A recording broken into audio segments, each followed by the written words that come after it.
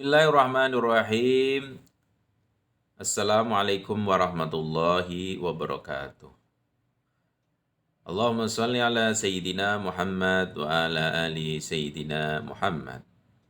Kitabun anzalnahu ilaika mubarakun liyadabbaru ayatihi waliyatadzakkara ulul albab. Kitab Al-Quran yang kami turunkan kepadamu penuh berkah agar mereka menghayati ayat-ayatnya dan agar orang-orang yang berakal sehat mendapatkan pelajaran.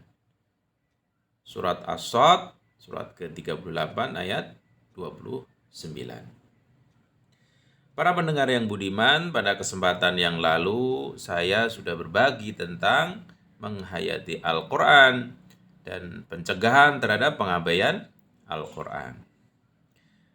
Pada kesempatan kali ini, sebagaimana surat As-Sadd ayat 29 yang saya bacakan tadi, saya ingin berbagi tentang pentingnya mendalami Al-Quran. Jika kita perhatikan dari surat As-Sadd ayat 29, maka kita akan mendapatkan 7 kandungan di dalam surat As-Sadd ayat 29 tadi. Yang pertama adalah bahwa isi Al-Quran telah ditulis dapat dipahami dari kata kitab. Kitabun, ya, kitabun sebagaimana surat As-Sadd ayat 29 berawal dengan kitabun. Kata kitab ini artinya bahwa isi Al-Quran telah ditulis, ya. Kitab Al-Quran berarti isi Al-Quran telah ditulis. Yang kedua, bahwa Al-Quran bersumber dari wahyu dan ilmu Allah yang tidak terbatas. Nah, Al-Quran yang bersumber dari wahyu dan ilmu Allah yang tidak terbatas bisa kita pahami dari kata anzalnahu. Kitabun anzalnahu. Ya, kalau yang pertama berarti isi Al-Quran telah ditulis dari kata kitabun. Yang kedua, Al-Quran bersumber dari wahyu dan ilmu Allah diambil dari kata anzalnahu. Kandungan yang ketiga, bahwa penerima Al-Quran dari Allah Subhanahu wa Ta'ala adalah seorang yang suci, seorang yang maksum. Dan pengertian ini, kandungan ini dapat dipahami dari kata ilaika. Kitabun anzalnahu ilaika. Ya, kalau yang pertama berarti isi Al-Quran telah ditulis dari kata kitabun. Kemudian yang kedua, Al-Quran bersumber dari wahyu dan ilmu Allah yang tidak terbatas. Bisa ditarik dari kata anzalnahu. Yang ketiga, penerima Al-Quran dari Allah Subhanahu wa Ta'ala adalah seorang yang suci, seorang yang maksum, diambil dari kata ilaika. Kandungan yang keempat, bahwa kandungan penuh berkah. Ya. Kandungan penuh berkah artinya Al-Quran memiliki kandungan penuh berkah. Kitabun anzalnahu ilaika mubarakun. Nah, kata mubarakun ini artinya Al-Quran memiliki kandungan yang penuh berkah. Yang kelima, tujuan diturunkan Al-Quran yaitu supaya direnungi dan dihayati.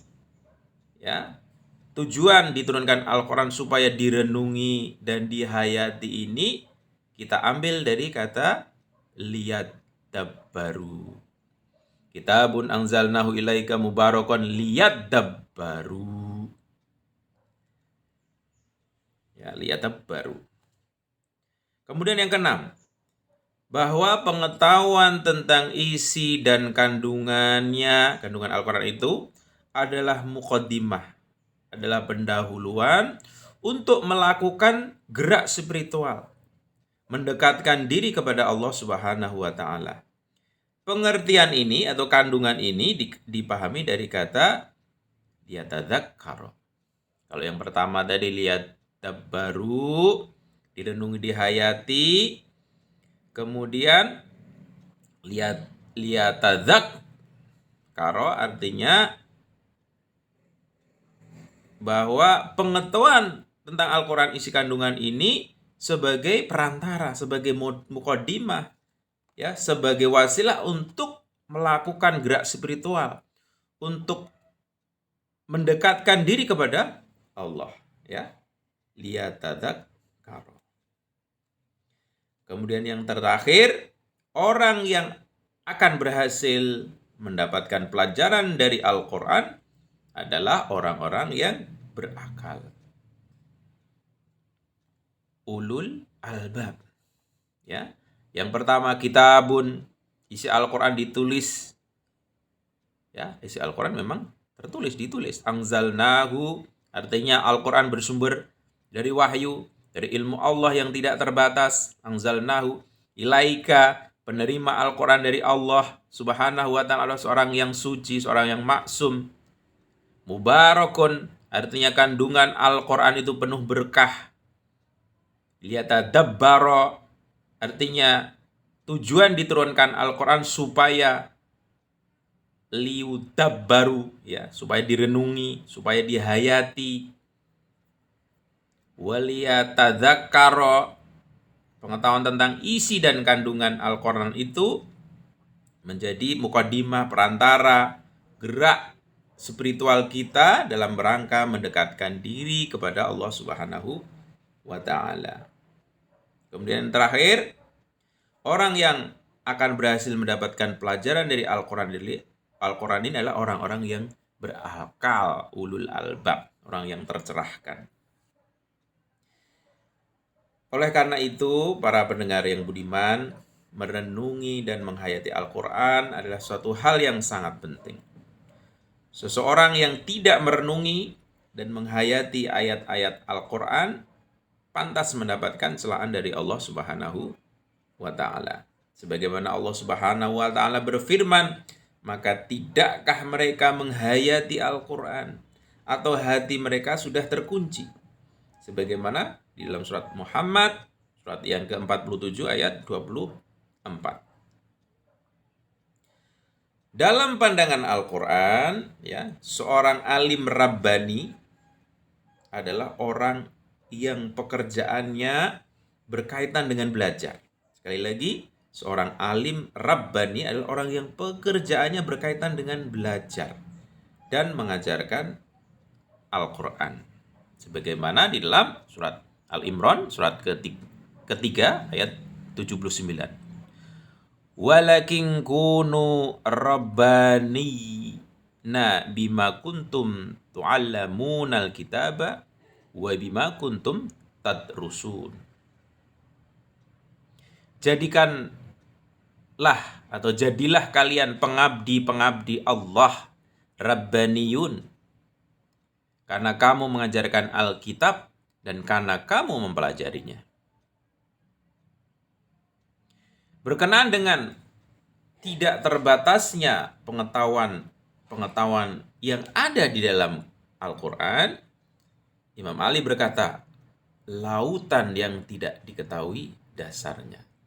Jadi Imam Ali memberikan perlambang bahwa kandungan Al-Quran itu ibaratnya lautan yang tidak diketahui dasarnya.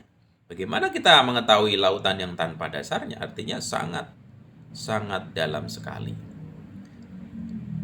Biasanya ucapan dan tulisan seorang manusia mengalami perubahan dan penyempurnaan, ya, seiring dengan perjalanan waktu, ya, semakin tua dan seterusnya. Namun, ya, tidak dengan Al-Quran. Al-Quran yang turun dalam waktu 23 tahun tidak mengalami perubahan, tidak mengalami pertentangan dalam kondisi apapun.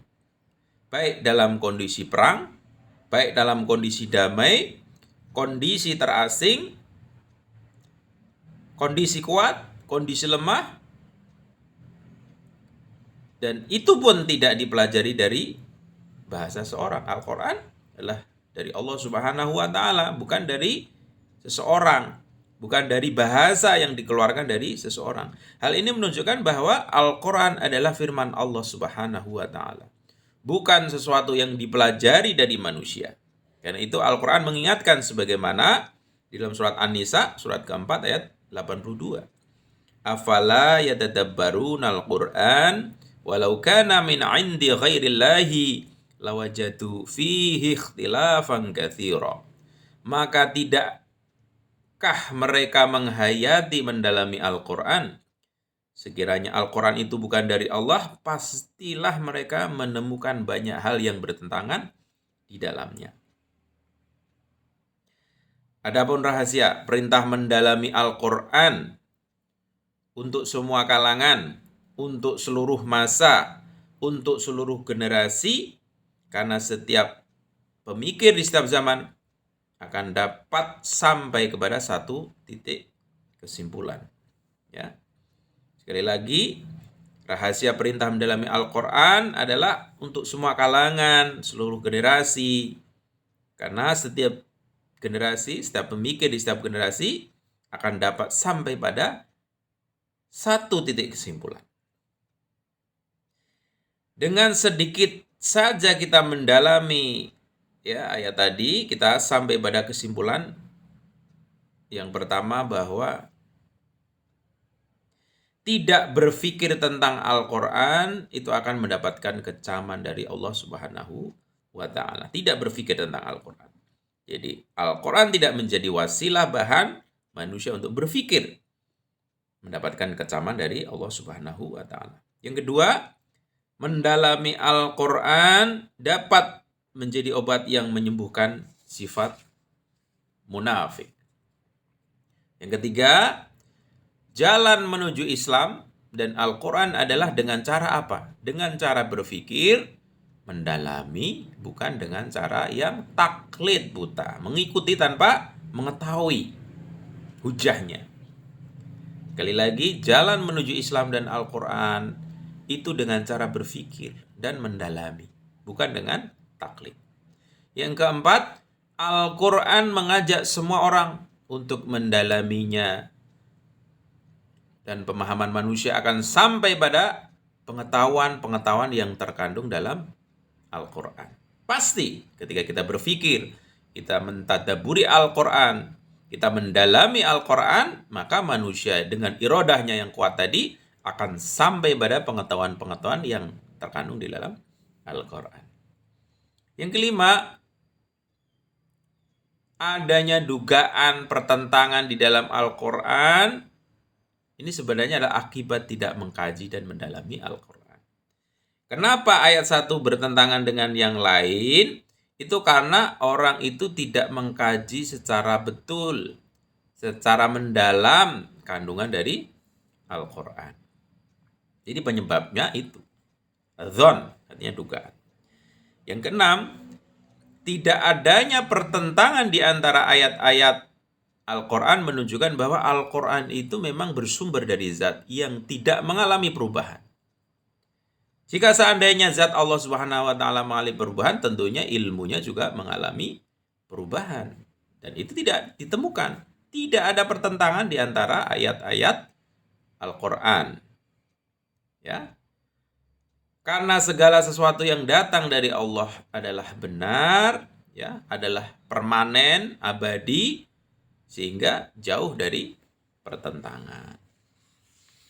Jadi ada 6 kesimpulan dari kita mempelajari, mendalami surat As-Sadd ayat 29, kemudian surat Al-Imran ayat 79, surat An-Nisa ayat 82. Sekian, semoga bermanfaat. Wassalamualaikum warahmatullahi wabarakatuh.